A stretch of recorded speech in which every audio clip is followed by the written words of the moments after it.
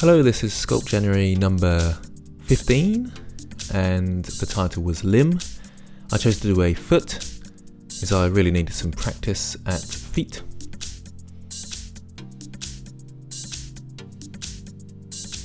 I find them quite tough, so I thought it'd be a good one. So I started doing a base model just to get the shape. It's a tiny bit easier than pulling around with the snake hook tool. And then when I went into the sculpt, I subdivided it and put it on Line Topo and started using the snake tool for the finer refinements. I used a lot of reference images, and occasionally you'll probably see a pause for a moment whilst I'm searching for another reference image from a different angle. At one point I was looking at my own feet, but no one wants a sculpt of them. And I was using my lunch hour to sculpt, so I didn't want people having to look at my horrible feet. So I had to keep my shoes on.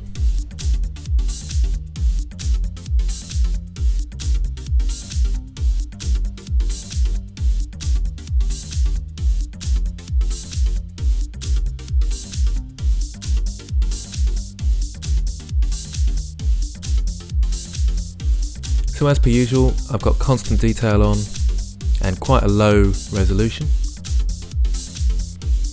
And a very slightly different workflow this time.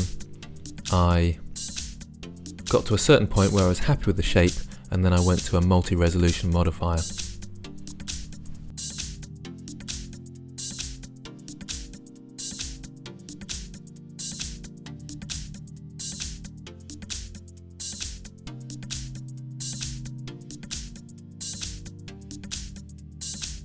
A multi-resolution modifier is quite nice, as I probably explained before. You can go a much higher sort of poly count without the same processor intensity on your graphics card.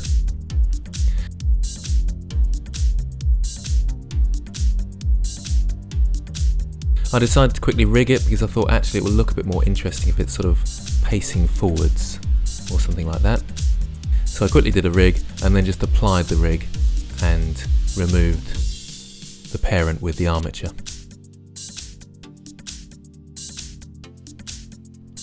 And I'm still working on that basic shape. That seems to take the most time for me, is that sort of basic outline shape, because the details I think are a tiny bit easier in some ways. And you can see the couple of pauses there whilst I go and find some more reference images. I found it quite tough to find reference images, good reference images that is, of feet and ankles. I kind of wanted feet that really showed off sort of veins and tendons and things rather than nice, cozy feet. This is far more interesting to sculpt that sort of thing.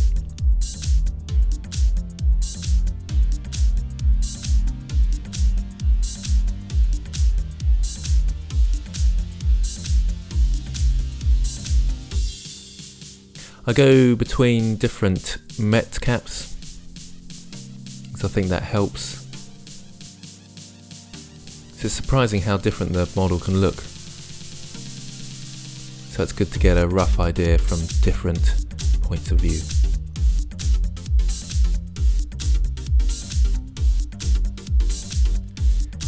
This was a quicker sculpt, about 2 hours to 2.5 hours.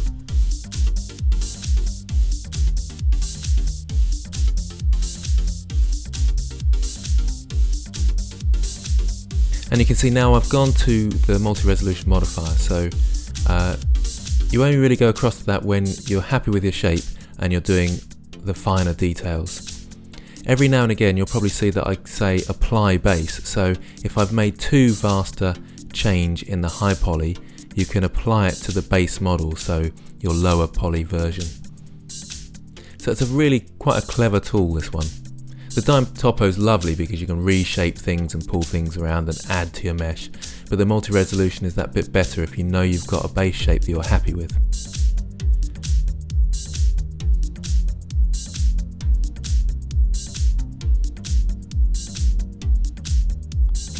One thing I'm still struggling to get used to is actually knowing how deep I'm cutting into my shape, and at the end of it I think I've made this sort of too veiny and too creasy. I'm not sure.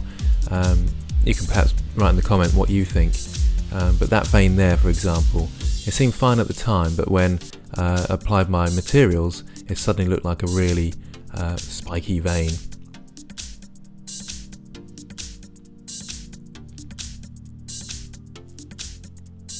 But on some of the other matte caps, as you can see there, it didn't look as much of an impact.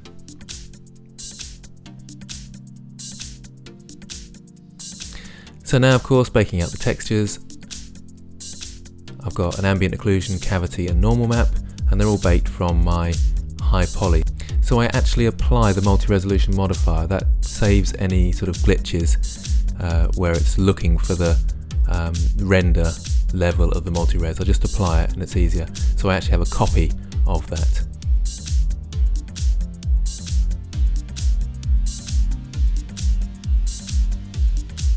Especially when doing the dirty vertex, I wasn't sure whether that was going to do it on the higher poly rendered version or not.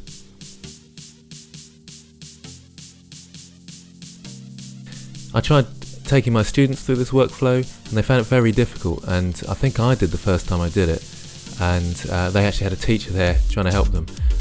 So obviously I will do a tutorial on that, but it must be much harder than I think. But because I've been doing it every day, this workflow of baking textures out and placing them in the node tree like this, it seems fairly straightforward now. So it really does make a difference when you're doing something every day. So I can highly recommend this challenge. And of course I've set up a 3-point lighting system, and I like to give the lights all different colours. It just seems to add a bit of interest. And there we have it, a foot or limb. Thanks for watching, and thanks for all your comments and feedback. Really appreciated once again. And the links are in the description, so get along to Sculpt January and join in the discussion. See you there.